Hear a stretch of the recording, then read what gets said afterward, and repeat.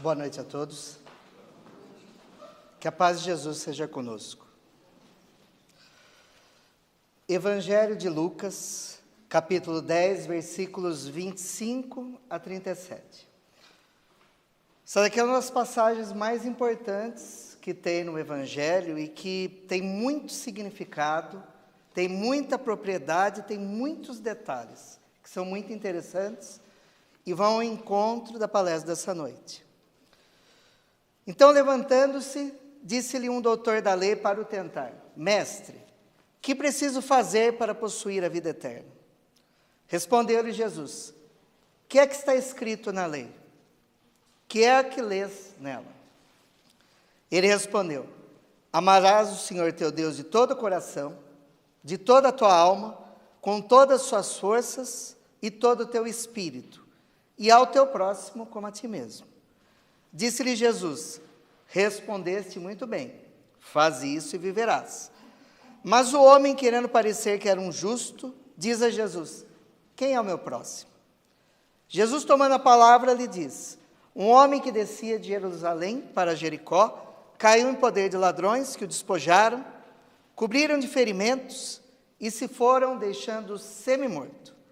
Aconteceu em seguida que um sacerdote, descendo pelo mesmo caminho, viu e passou adiante. Um levita, que também veio àquele lugar, tendo observado, passou igualmente adiante. Mas um samaritano que viajava, chegando ao lugar onde jazia aquele homem, tendo visto, foi tocado de compaixão. Aproximou-se dele, deitou-lhe óleo e vinho nas feridas e as pensou. Depois, pondo no seu cavalo, levou-o a uma hospedaria e cuidou dele. No dia seguinte, tirou 2 denários e os deu ao hospedeiro, dizendo: trata muito bem deste homem, e tudo que despenderes a mais, eu te pagarei quando regressar. Qual desses 3 te parece ter sido próximo daquele que caiu em poder dos ladrões? O doutor da lei respondeu: aquele que usou de misericórdia para com ele. Então vai, diz Jesus, e faze o mesmo. A gente conhece a parábola do bom samaritano, ela é muito bonita, etc. Só que é muito significado que tem. Quando Jesus fala a parábola do semeador, existe um contexto por detrás dessa história. Seria a última viagem de Jesus com seus apóstolos, e eles estavam se dirigindo até Jerusalém.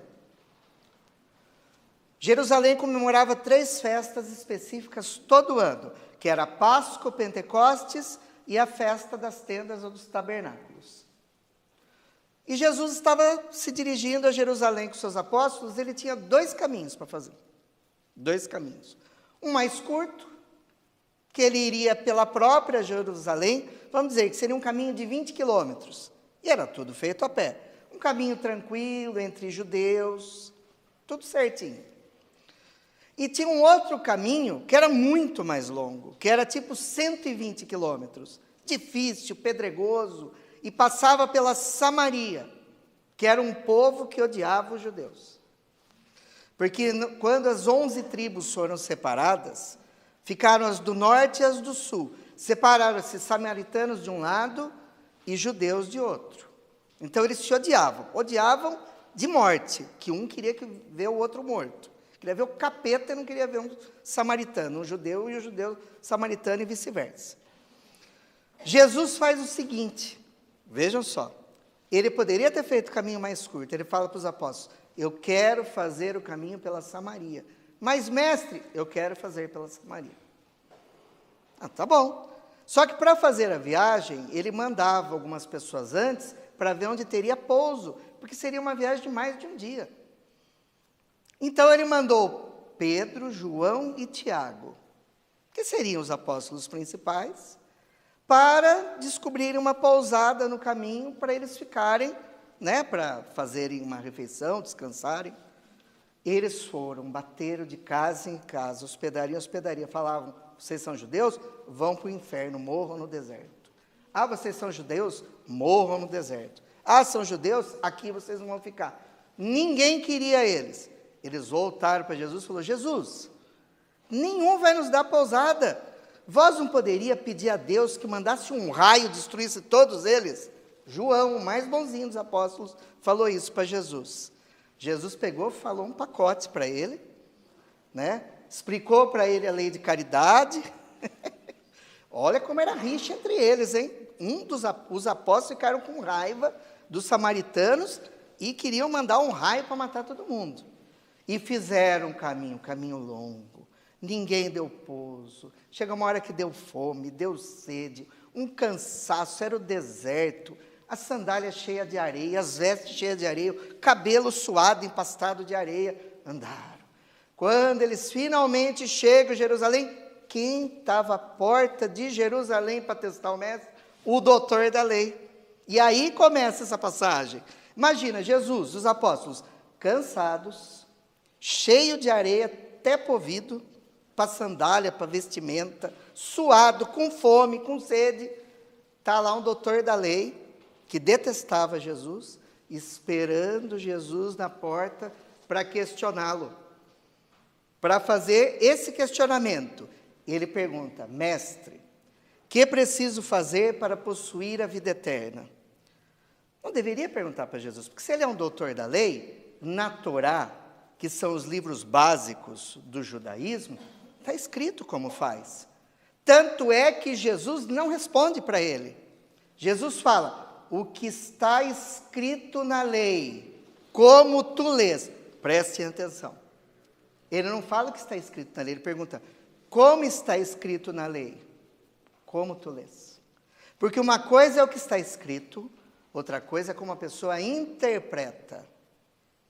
A grande característica dos sábios do passado, do Ocidente, do Oriente, é a capacidade de interpretação de texto. Os grandes debatedores gregos, principalmente, depois os romanos, a capacidade deles era a oratória, a retórica e a interpretação de textos. Se nós temos uma dificuldade em entender os textos bíblicos até hoje, é justamente porque as pessoas não têm capacidade de interpretar os textos.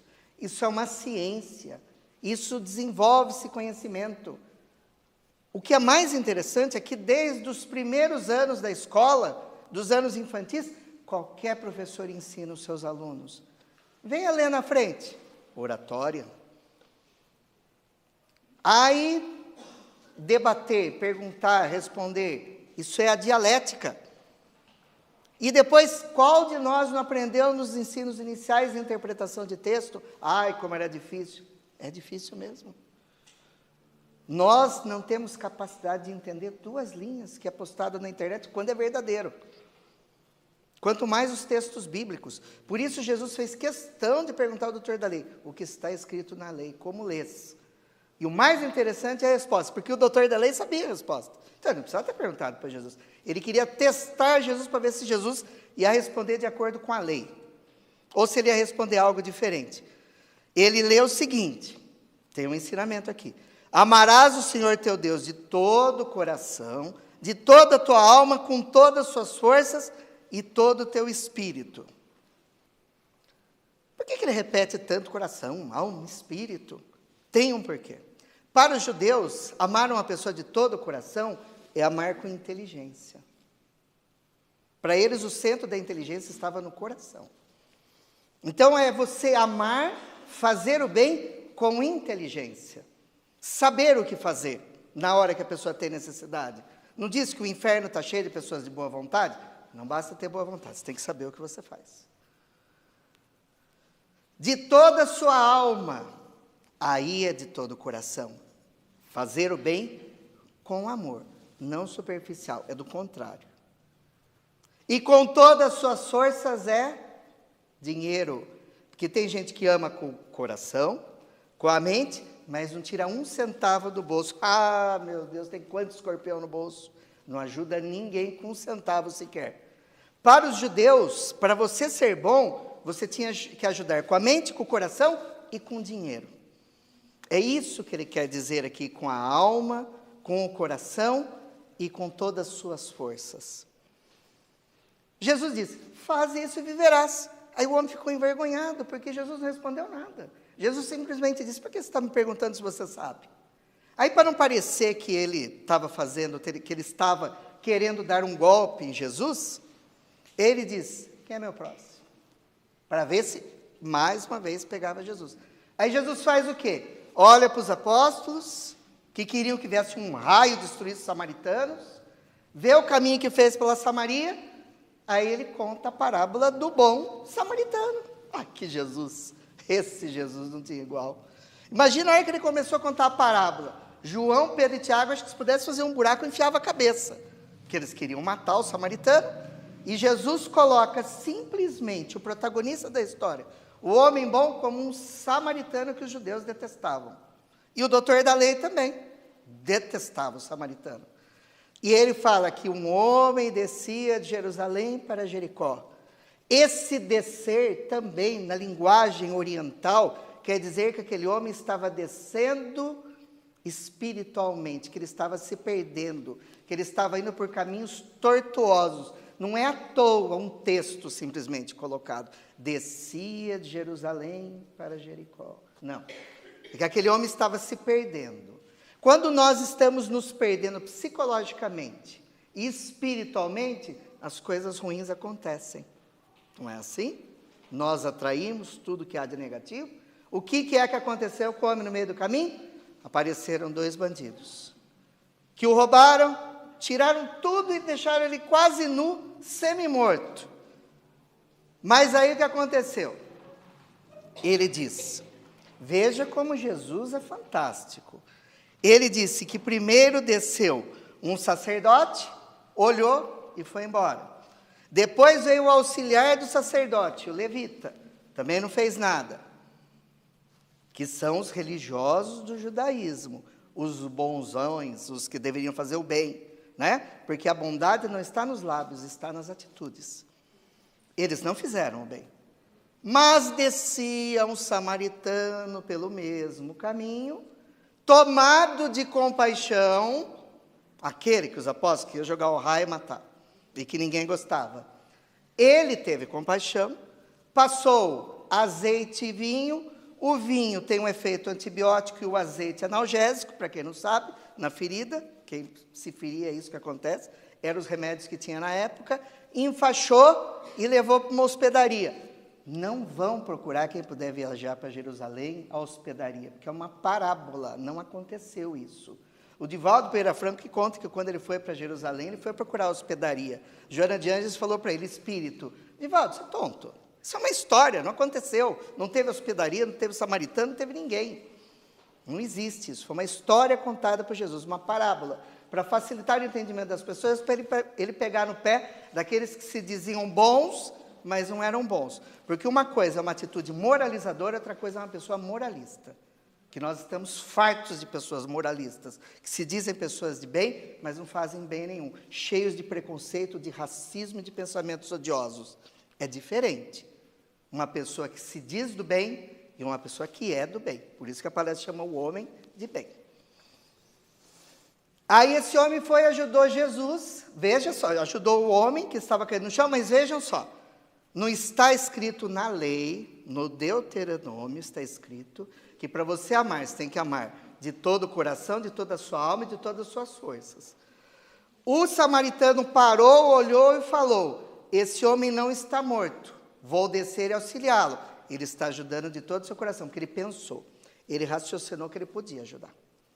Quando ele faz o bem, passa azeite e vinho nas feridas, enfaixa e coloca na montaria, ele está ajudando de toda a sua alma, com amor. E quando ele pega e dá moeda para o estalajadeiro, para cuidar, e o que gastasse a mais ele ia pagar mais, é com todas as suas forças. Simplesmente Jesus criou uma história com o que o Deuteronômio determinava que seria a verdadeira caridade. Agora eu pergunto para você, se a gente não estudar o contexto histórico do cristianismo, do judaísmo, quem vai saber isso? Vai achar que é uma história contada a esmo? Não é. Tem uma profundidade. É por isso, conhecereis a verdade, ela vos libertará. Agora vocês imaginem, a hora que ele termina de contar a história, tanto é que ele pergunta, qual desses 3, para o doutor da lei e para os apóstolos, te parece ter sido próximo daquele que caiu em poder dos ladrões? O doutor da lei poderia ter respondido: o samaritano. Ele diz: aquele que usou de misericórdia para com ele. Nem falou o nome samaritano, que detestava. Jesus simplesmente disse: vai e faz o mesmo. É o que todos devem fazer, a caridade. Mas tem mais um ensinamento por detrás dessa parábola. Por que é que na história nem o sacerdote, nem o levita vão socorrer aquele homem? Tem um porquê. Não é à toa. É a história da pureza e da impureza segundo os povos antigos. Para os judeus, se uma pessoa caísse morta no meio de pessoas purificadas dos judeus, eles se tornavam impuros e tinham que passar por um rito de purificação no templo. Então eles nem tocavam em quem supostamente estava morto. O sacerdote levita não quiseram nem tocar naquele homem, porque falou: ele deve estar morto. Eu vou ficar impuro, aí eu vou ter que passar pelo ritual de purificação. Ou seja, eles estão totalmente preocupados com o ser humano, com a vida. Eles estão preocupados com a lei, não com o amor. Muitas vezes a lei é burra. É por isso que Kardec, no Evangelho segundo o Espiritismo, no primeiro capítulo diz que existe a lei humana e a lei divina. Existem, para os judeus, 613 mandamentos. 10 são aqueles que Moisés recebeu no monte via mediúnica. Os outros 603, ele escreveu com outros, para as necessidades da época, para o contexto da época, não veio de Deus. Eram mandamentos que foram escritos para as necessidades da pessoa, tanto que fala de vestimenta, fala de alimentação, fala de sexualidade, fala um monte de coisa. Está tudo no texto bíblico, no Velho e no Novo Testamento. Você vai pegar esses 613 mandamentos, não específicos, mas você irá lê-los, e principalmente as igrejas evangélicas, elas se apegam muito aos 603. Algumas que se apegam que não pode, por exemplo, comer carne de porco, porque está escrito no texto que você não poderia comer, que você não pode comer o peixe que não tem barbatana, que seria, por exemplo, uma pessoa da igreja adventista não come camarão. Por quê? Por causa de tudo isso, está escrito na lei. Uma lei que foi escrita 4.000 anos atrás, por um povo de 4.000 anos atrás. Não para o povo de hoje. Então, você tem que dividir a lei em humana e a parte divina. Os 10 mandamentos são divinos, pois que servem para qualquer planeta do universo. Agora, os outros 613 é para aquele povo daquela época. Então, a gente tem que fazer uma divisão daquilo lá. E essa questão da pureza, da purificação, da não purificação, é uma questão de lei que servia para aquela época. Se você for na Índia, os párias, que são os pobres, eles não podem chegar perto das castas mais ricas. Os ricos não podem passar na sombra de um pária, senão eles se tornam impuros. Nem na sombra. Eles se tornam impuros. Para os gregos, a impureza vinha na derrota das batalhas e na escravidão. Para os romanos, a impureza era quando os espíritos inferiores tomavam a cidade e eles tinham que fazer procissão para afastá-los das cidades. É por isso que a Igreja Católica Apostólica Romana adotou a procissão, que era uma prática de Roma, de fazer a procissão, para afastar os espíritos inferiores. Era esse o objetivo. Na Idade Média, gente, para vocês terem uma ideia, o trabalho era uma maldição. Era considerado uma condenação de Deus. Quem era rico não precisava trabalhar, era só servo e escravo. E era condenado, segundo a igreja, como uma maldição. Era uma condenação. O mais interessante é que quando vem a Revolução Industrial e vem os equipamentos a carvão, a vapor, o que eles vão precisar para movimentar as máquinas? Porque antes disso o povo era agricultor. Eles cultivavam o solo. Então, só trabalhava o servo, que era a serventia, e o escravo na escravidão. Os donos ficavam lá só curtindo a vida, porque eles não passavam pela condenação. Assim como os patrícios antigos também não trabalhavam, era só servo e escravo. Quando precisou de mãos para saírem da vida rural para a vida urbana e para a Revolução Industrial, precisava de pessoa para movimentar as máquinas, para fazer funcionar. Aí a igreja decide fazer o quê? Honorificar o trabalho, criando, então, São Tomás de Aquino, os 7 pecados capitais em oposição às 7 virtudes capitais. E ele inclui entre os 7 pecados capitais, que foi modificado umas 11 vezes, que não é criação divina, é criação dos homens, de São Tomás de Aquino, eles colocam a preguiça como pecado capital. Porque daí o trabalho era uma desgraça, uma condenação. Aí depois, quando precisa de mão para funcionar as máquinas na evolução industrial, então o que acontece? A preguiça passa a ser uma desgraça e uma condenação. Tanto é que na Gênese, quando se fala de Adão e Eva, quando eles comem o fruto da árvore do conhecimento do bem e do mal, que não é a maçã, não é a maçã, isso é história para boi dormir, é o fruto da árvore do conhecimento do bem e do mal. Deus condena Adão pagar com o trabalho. Comerás o pão com o suor do teu rosto. Porque daí o trabalho é uma condenação. Vejam, o trabalho é uma condenação, uma maldição, que eles têm que modificar depois, porque as necessidades do tempo e o povo endinheirado necessitava. Foi muito manipulada a religião, muito manipulada. Para vocês terem uma ideia, para os povos antigos, um Messias, um espírito superior, um homem que viesse mudar a face da terra, ele só poderia nascer de uma mulher virgem. Vocês conhecem uma história parecida dessa? Conhece, né? O tal de Jesus? Não consta na Bíblia isso. Foi decidido isso no concílio de Éfeso, do ano 431 depois de Cristo, que o Papa chamava cardeais e bispos e decidiam sobre as Escrituras. Aí eles decidiram que Maria era virgem e ela era santíssima. Porque senão, como que o Messias podia vir de uma mulher que teve uma relação sexual? Porque o sexo na Idade Média era impuro. Como o Messias podia nascer de uma relação sexual? Oh! Que coisa horrível, como se pode ver coisas negras do meio de um fato tão magnífico. O ato sexual é um ato divino, que nos torna co-criadores em plano menor com Deus. É através do ato sexual, porque o ato sexual não é ruim, o ato sexual é neutro. São os homens e as mulheres que fazem dele deturpado ou não. É através dele que nós podemos criar formas, criar corpos, porque os espíritos vêm de Deus. Os pais e as mães e cuidadores, quando eles provêm o corpo, é só o corpo, não é o espírito. Então não é pecaminoso, não é impuro, mas era considerado impuro. Então a gente tem que tomar cuidado quando se considera pureza e impureza. O sacerdote levita não podia ajudar o homem que estava morrendo, porque senão ele se ia tornar impuro. Mas o samaritano ajudou. Teve uma passagem que Jesus curava no sábado. Os doutores da lei ficaram sabendo e questionaram, porque o sábado, para o povo judeu, o sábado era o dia para honrar a Deus. Era um dia reservado para você adorar a Deus. A Igreja Católica passou para o domingo. O original é no sábado.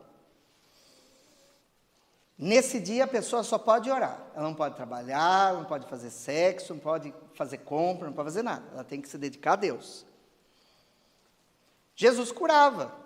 Para eles, ele estava trabalhando, ele não podia fazer aquilo. Aí foram chamar a atenção de Jesus. Jesus respondeu, o sábado foi feito para o homem ou o homem para o sábado? Questionando a lei. Questionando a lei. Porque o que é mais importante? A lei, como foi criada pelos homens, para os homens, naquele contexto, ou o amor, a verdade. Jesus não vinha para os homens para agradá-los, mas para modificar o seu caminho, para modificar o patamar, para modificar o paradigma, para mostrar aos homens que não basta ter a crença nos lábios se ela não estiver no coração. Para mostrar que nós não podemos ser hipócritas. E que se nós adentramos o núcleo religioso e nos dizemos dessa ou daquela crença, nós precisamos, primeiro, conhecer a crença, entender se nós concordamos com ela, porque nos momentos mais difíceis, se você não concorda com a crença que você diz professar, você, vez ou outra, entrar em conflito com ela. E acabará abandonando. Como acontece com um monte de gente, fica com o pé no monte de canoa.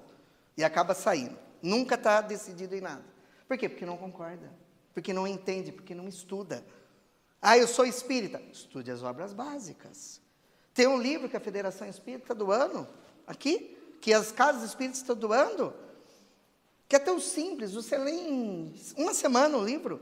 Quem é muito lerdo, hein? Quem for meio rápido, uns 3 dias lê o livro. Que fala a base da doutrina espírita. Ah, gostei, quero ser espírita, vou frequentar. Aí frequenta para entender. Aí eu quero ser católico. Você tem que ler a Bíblia, filho. O Evangelho. Os católicos não se importam muito com o Velho Testamento, mas com o Novo. Então estude, frequente a igreja, fique sabendo dos ritos canônicos. Fique sabendo dos dogmas da Igreja Católica, para ver se você concorda. Ah, eu quero ser evangélico. O evangélico ele se preocupa mais com o Velho Testamento que com o Novo, mas se preocupa com os dois. Então você vai ter que estudar o Velho e o Novo. E vai ter que seguir, verificar se você concorda com aquela congregação, porque das igrejas protestantes existem ramos diversos. Cerca de 20 ramificações religiosas. Ah, eu quero ser budista, eu quero ser hinduísta, eu quero ser jainista, eu quero ser siquista, eu quero ser islâmico. Você tem que conhecer a crença. Você tem que entender se você concorda com ela. Se vai sossegar o seu coração e vai ao encontro de suas ânsias e suas dúvidas. Não basta ir. Para você se tornar espírita, a primeira etapa é entrar no espiritismo. E o segundo é deixar o espiritismo entrar em você. Já é difícil o primeiro, quanto mais o segundo. Mas tem um terceiro. É quando, depois que o espiritismo entrou em você, ele sair de você para iluminar o caminho daqueles que ainda jazem nas trevas interiores. Na dúvida, na ignorância, na vacilação. Aí você vai ser o nível máximo de espírita, que é o espírita cristão. Por isso que Jesus assevera o seguinte, que o amor cobre a multidão dos pecados. Acima de tudo, o amor é preponderante, acima de qualquer lei, qualquer coisa, qualquer um dos 10 mandamentos, qualquer uma das leis de qualquer religião. A lei principal é a lei de amor. É a primordial, é a primeira, é a única. As outras são secundárias e provêm da lei de amor. Tanto é que no Sermão da Montanha, Jesus assevera o seguinte: amai os vossos inimigos, fazei o bem aos que vos odeiam, e orai pelos que vos perseguem e caluniam. Porque se somente amardes os que vos amam, que recompensa tereis disso?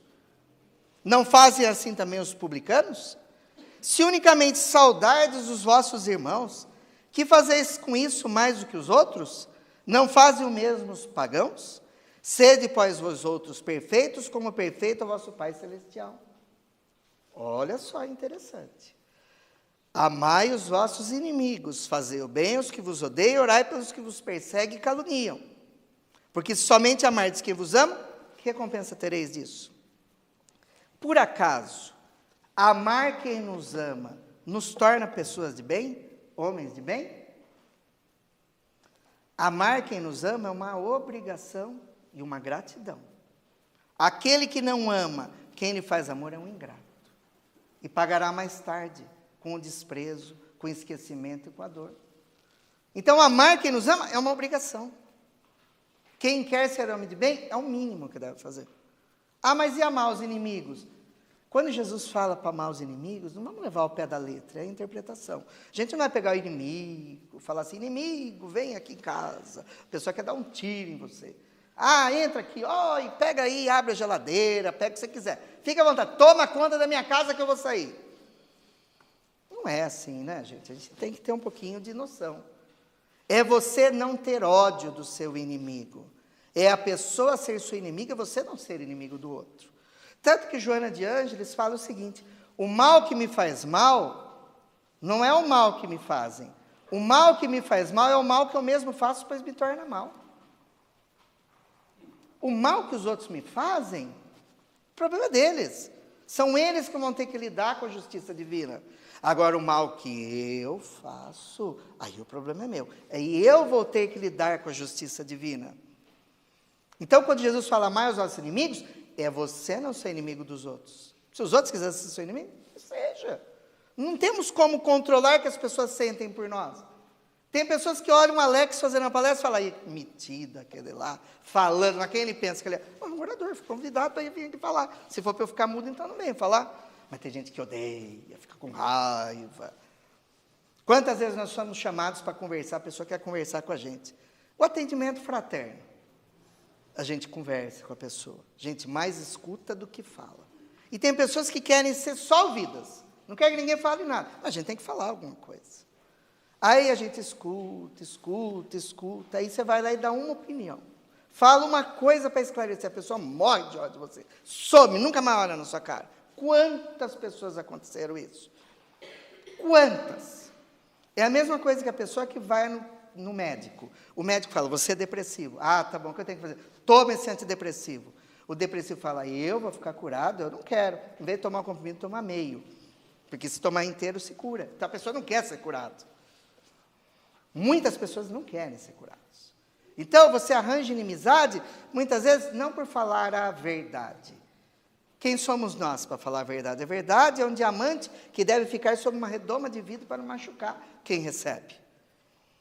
Você deve tentar aclarar a mente da pessoa para a pessoa encontrar a sua verdade. Mas mesmo assim a pessoa se ofende. E você forma um inimigo. Mas quantas vezes a gente que trabalha na doutrina espírita, que trabalha num contato com o próximo, dia após dia, faz 30 anos, nossa mãe do céu.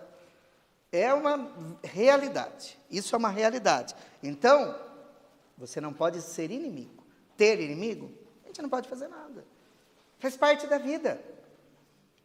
Então, o objetivo é você amar quem não te ama. É você ajudar quem não te ajuda. É você fazer o bem a quem quer te fazer o mal. É você orar para quem te odeia. Conta uma história, veja só que história interessante. O Chico Xavier, a família dele era uma família muito pobre. E o Chico trabalhava num barzinho, numa mercearia, para sustentar uma família enorme. O pai vendia bilhete de loteria, vivia mais tempo fora do que dentro de casa. Ele teve 2 mães que morreram cedo de doença. Então ele tinha que sustentar a casa. Só que antes, pequenininho, ele foi trabalhar numa empresa de tecelagem que acabou com o seu pulmão. Poucas pessoas sabem disso. Acabou com o seu pulmão, que foi um dos motivos de deixar a sua saúde precária. Mas ele que sustentava a família. E eles tinham um terreninho, que eles plantavam alguns legumes, algumas verduras, para não ter que ficar gastando, porque não tinha para comprar. E o que tinha para comprar era caro. Aí o que aconteceu? A vizinha começou a roubar os legumes, as verduras. Ela entrava e roubava. Ele falou, e agora o que eu vou fazer? Ele não queria brigar com a vizinha, porque a vizinha era amiga. Se ele falasse, a vizinha ia falar que não fez. Aí o Emmanuel apareceu para ele e falou assim, Chico, dá a chave do terreno e fala para ela tomar conta quando você não estiver aí. Mas para ela, ela não vai poder roubar, porque ela vai estar com a chave. Aí o Chico veio e falou, vizinha querida, estão furtando meus legumes, as verduras. Você não toma conta? Eu, Chico? É, você, eu confio em você. Deu a chave na mão dela. Nunca mais roubaram nada. Vejam a inteligência desse ensinamento. Vejam como é. É você colocar a confiança na mão daquele que iria te enfiar a faca. Mudou tudo a situação. Acabou o problema. Sem precisar brigar, sem precisar discutir, sem precisar agressão. Amar a Deus com todo o seu coração, como diz o judaísmo, com inteligência, que é amar o próximo. Aí o mais interessante, que na questão 919 de O Livro dos Espíritos, que eu acho que é uma das questões mais importantes das 1019 do Livro dos Espíritos, que são 1019 questões que a gente tem que ler, entender, interpretar, para entender o que é a doutrina espírita, desse livro tão fantástico, do qual os outros livros da codificação advêm dele, Kardec pergunta, qual o meio prático mais eficaz para se melhorar nesta vida e resistir aos arrastamentos do mal? Quem não queria fazer essa pergunta para os espíritos? Qual o meio mais eficaz para se melhorar nesta vida? Não é isso que a gente quer? Se melhorar? Progressão? Os livros de autoajuda prometem que a gente vai conseguir? Faça isso e conseguirás. E resistir aos arrastamentos do mal? Até no Pai Nosso fala sobre isso. Livrar-nos das tentações? É isso. Um dos espíritos que participaram da codificação, que foi Santo Agostinho, respondeu o seguinte, um sábio da antiguidade vos disse, Conhece-te a ti mesmo. Só respondeu isso. Para que livro de autoajuda, né? Numa frase, conhece-te a ti mesmo. Só que essa questão não termina nessa resposta. Na 919A, Kardec insiste. Porque quem não sabe o nome de Allan Kardec, não era Allan Kardec. Isso era um pseudônimo. O nome dele era Hipólito Leão Denizar Rivaio. Ele foi, na época do Iluminismo, um dos maiores pedagogos da história da humanidade. Discípulo de Pestalozzi, que foi discípulo de Rousseau. Ele era um dos pedagogos mais importantes da Europa e do mundo. Existem obras falando sobre Rivail como pedagogo da humanidade, como discípulo de Pestalozzi. Ele era um professor. Ele era um homem afeito às ciências. Então, para ele, só aquela resposta não foi suficiente. Ele pergunta o seguinte: concebemos toda a sabedoria desse ensinamento, que tem uma profundidade de conhecer-se a si mesmo. Mas a dificuldade está precisamente em conhecer-se a si mesmo. Qual o meio de conseguir isso? Ele pergunta, que todo mundo também gostaria de perguntar, né? Como que eu vou conseguir isso? Santo Agostinho responde. Prestem atenção na resposta.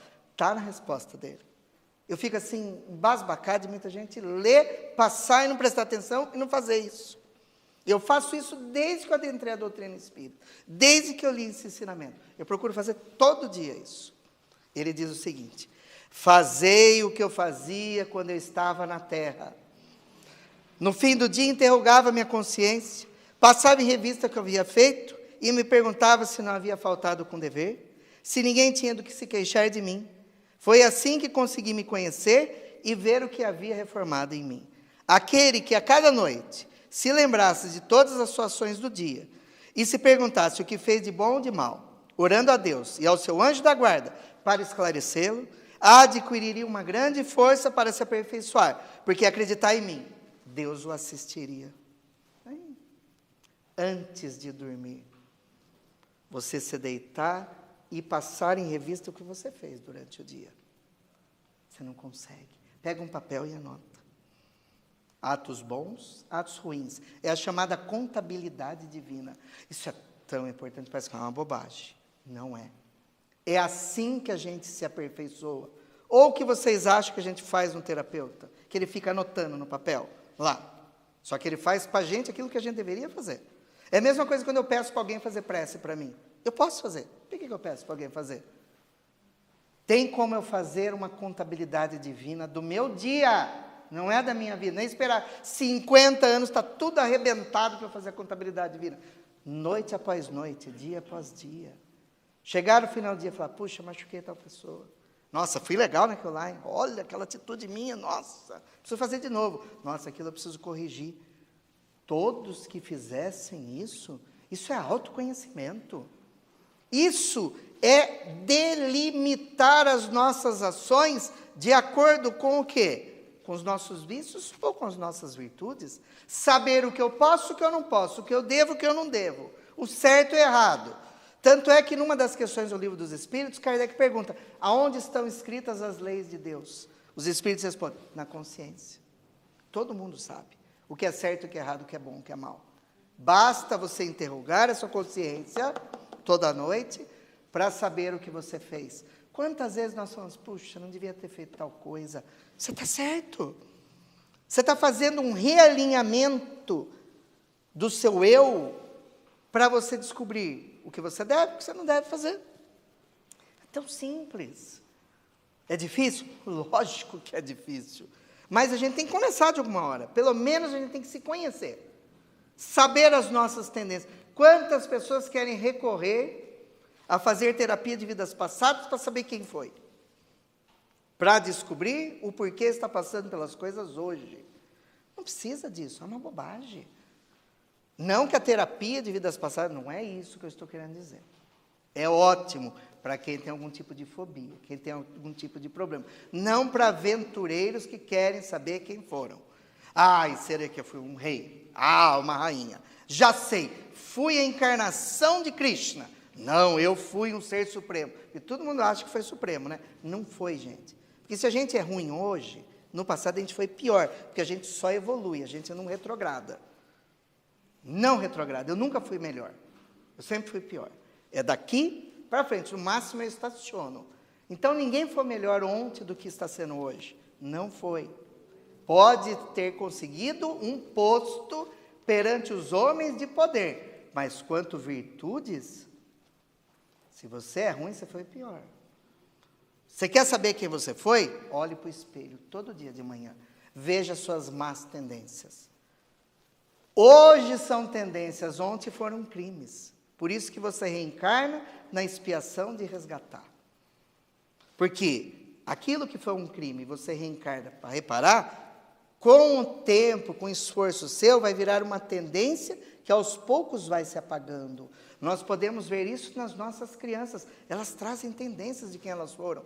O pai e a mãe afetuoso e atento vai observar as más tendências e vai corrigir. Isso é educação.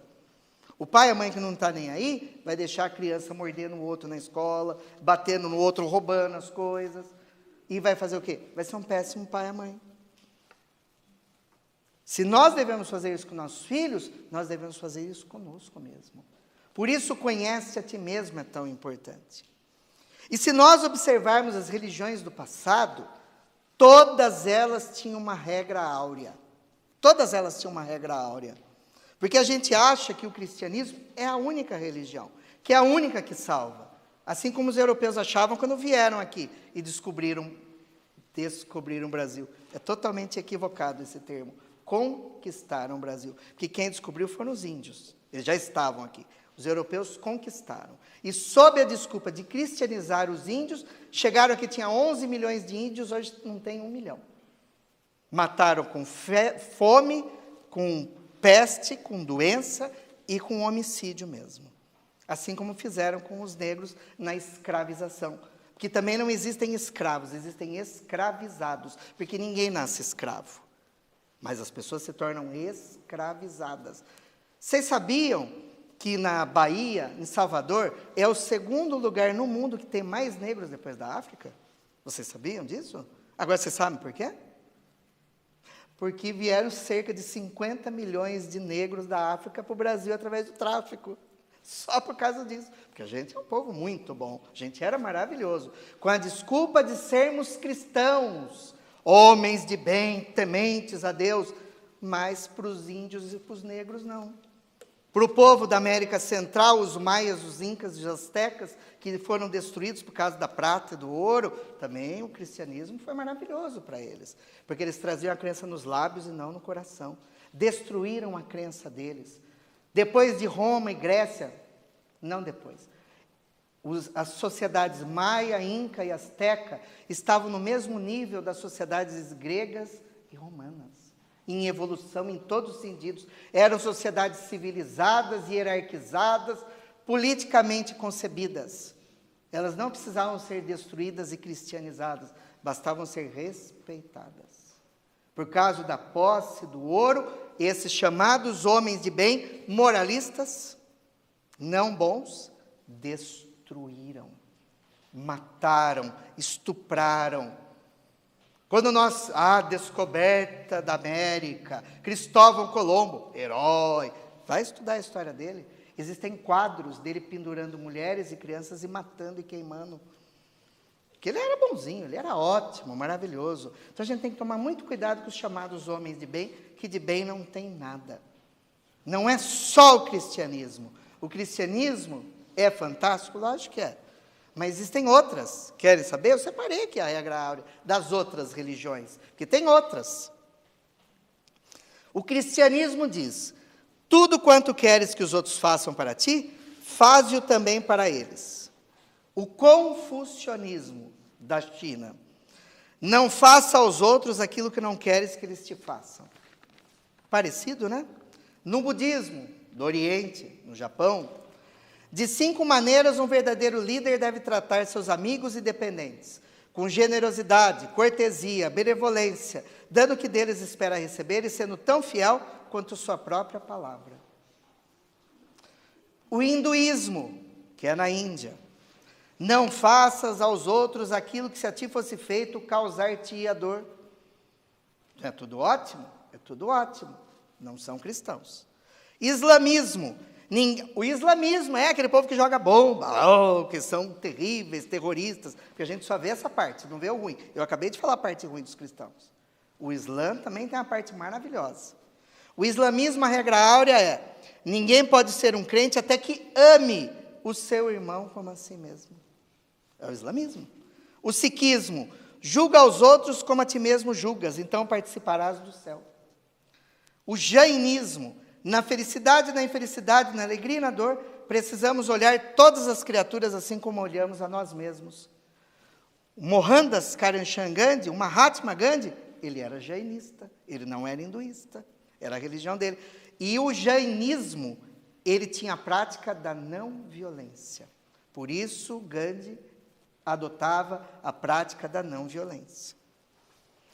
O zoroastrismo: a natureza só é amiga quando não fazemos aos outros nada que não seja bom para nós mesmos. A família do Fred Mercury era zoroastrista. O taoísmo: considera o lucro do teu vizinho como teu próprio, o seu prejuízo como se também fosse teu. E por fim, o judaísmo: não faças ao teu semelhante aquilo que para ti mesmo é doloroso. Todas as religiões têm como regra áurea a mesma regra, que é o amor acima de tudo. E eu não falei do espiritismo. O espiritismo diz o seguinte: fora da caridade não há salvação. Numa época que na Europa a regra da Igreja Católica é fora da Igreja não há salvação, Allan Kardec decide como bandeira do espiritismo: fora da caridade não há salvação. O Chico Xavier diz: se o espiritismo tivesse como bandeira fora do espiritismo na salvação, eu me tornaria espírita. Mas Kardec decide: fora da caridade não há salvação. Porque em O Livro dos Espíritos, questão 886, Kardec pergunta aos espíritos superiores: qual o verdadeiro sentido da palavra caridade, como entendia Jesus? Que a caridade pode ter diversos sentidos. Mas como entendia Jesus? Os espíritos responderam: benevolência para com todos, indulgência para com as imperfeições alheias, perdão das ofensas. Isso é a caridade. Aí nós nos perguntamos: nós fazemos isso? Ainda que em proporção menor? A benevolência, a indulgência para com a imperfeição, o perdão. Ah, mas eu não consigo fazer com o mundo. Ninguém está pedindo para você fazer no mundo. Você consegue fazer na sua casa? Emmanuel, no livro Consolador, diz que a primeira escola do mundo é o lar. Nós conseguimos ter benevolência com as pessoas no nosso lar? Ou nós somos tiranos domésticos, como é dito no Evangelho segundo o Espiritismo? Tratamos maravilhosamente as pessoas de fora e dentro somos déspotas. Sabe aquele negócio de você usar xícara quebrada, louça arrebentada, toalha esgarçada, quando chega a visita você coloca a melhor toalha, o melhor prato, o melhor talher? Por quê? Porque para os outros é bom e a gente não presta, então a gente pode comer qualquer coisa. Por que não fazer o melhor para a gente e para os outros? Comece em casa a benevolência, indulgência para com as imperfeições alheias. E eu fico olhando o que minha família faz para pegar no pé. Se deixou algo desarrumado, se a comida não ficou boa, se não fez tal coisa, se fez outra, é o déspota que faz isso. Que arruma confusão o tempo todo e fica procurando pelo em ovo, como se diz.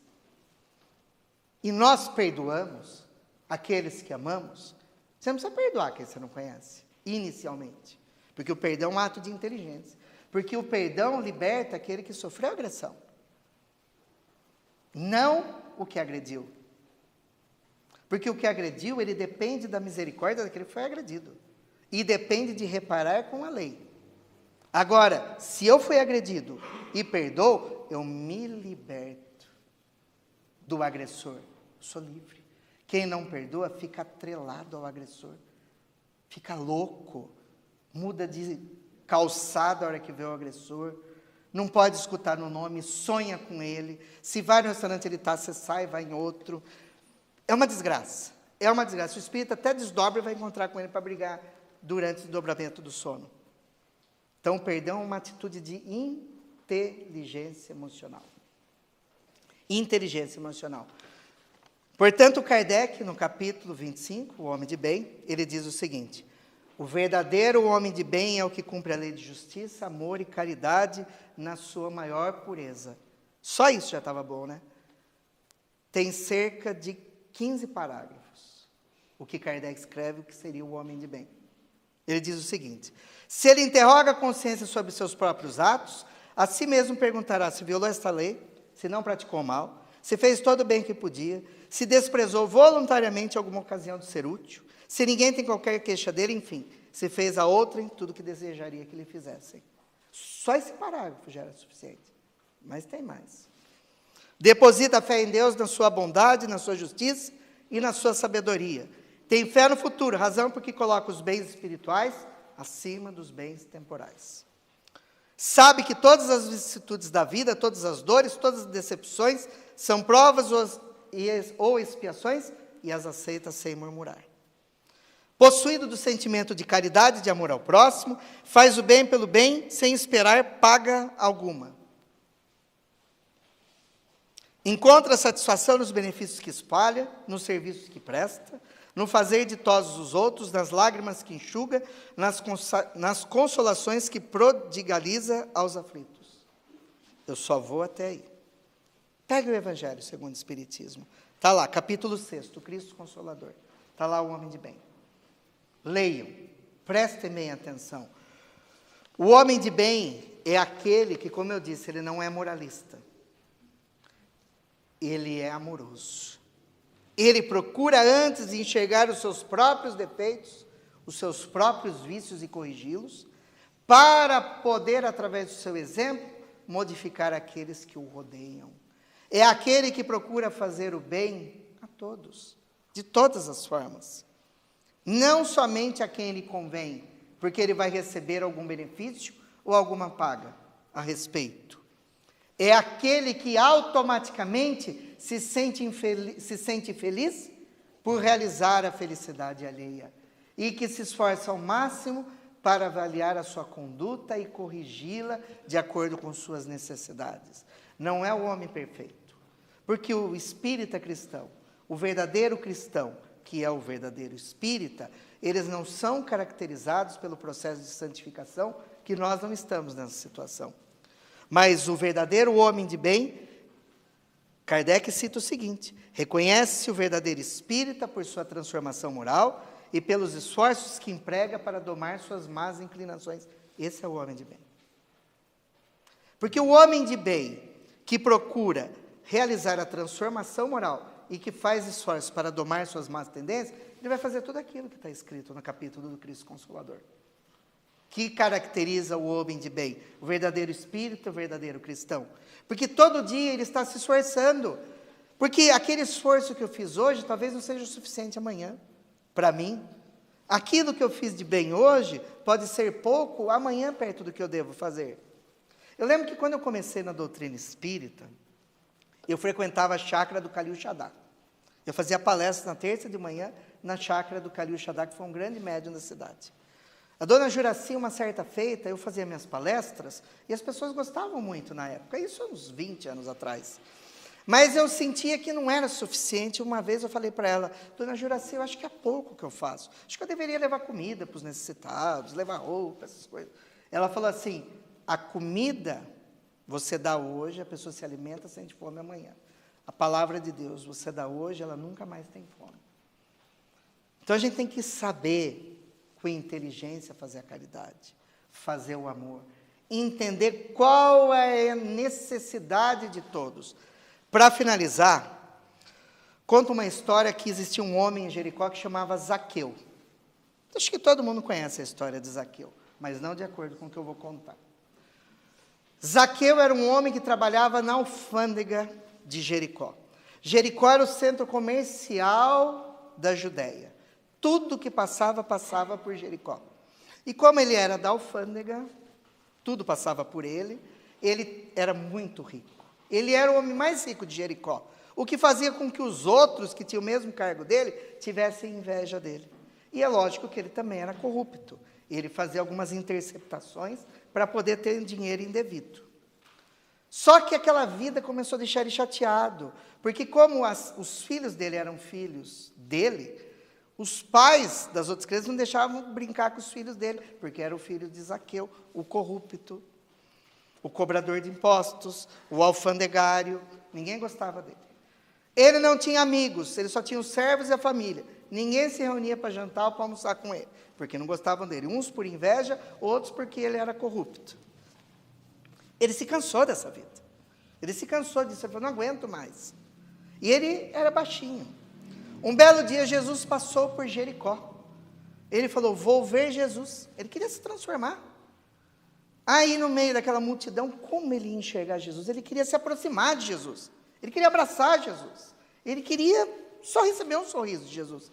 Aí ele encontrou um sicômoro, que é uma árvore, subiu na árvore e ficou lá esperando Jesus passar.